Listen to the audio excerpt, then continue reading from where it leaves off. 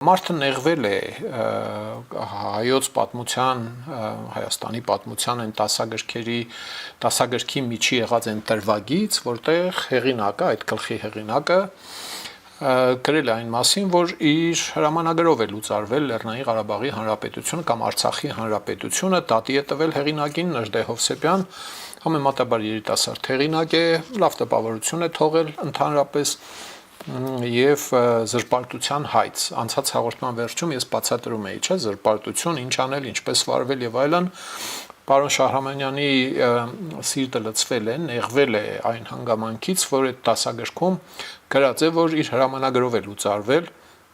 Առաջին ատյանի դատարանում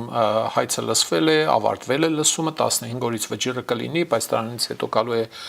ուրեմն վերաքննիչ դատարան, վճռաբեկ դատարան եւ այլն, ու միայն Նժդե Հովսեփյանը չէ հարցը, որտեվ դասագրքերի հրատարակման գործում բացի բուն հեղինակներից առնչություն ունի նաեւ խմբագրական խորհուրդը, կրթության, գիտության, մշակույթի եւ սպորտի նախարարությունը, այնպես չէ որ պատասխանատվությունը միայն Նժդե Հովսեփյանի վրա է։ Յուրաքանչյուրը ձեր գիտելիքներն ու ընկալումներն ունեք տեղի ունեցածի մասին, թե ինչպես եղավ Լեռնային Ղարաբաղի լուծարումը, ինչպես հետո հրաժարում հայտարարվեց դրանից, թե չէ նման բան չկա, չեղարկել եմ ես իմ հրամանը այս կոմենկոմ, հա, այս անտուր պատմության մեջ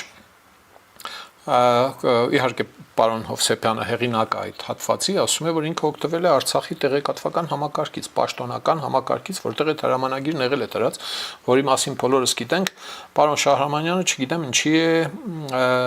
շարունակում այս պայքարը փոխանակ վատ բան չեմ ուզում ասել, փոխանակ չերևար մարդամեջ էլի, քաղաքական իմաստով, մարդամեջ չերևար, մարդկային իմաստով իրենց գործն է։ Սիրելի ժողովուրդ, խնդրում եմ լայքել եւ բաժանորդագրվել ալիքը։ Դրանով դուք կնպաստեք, որ հաղորդումներն ավելի շատ մարդ տեսնի։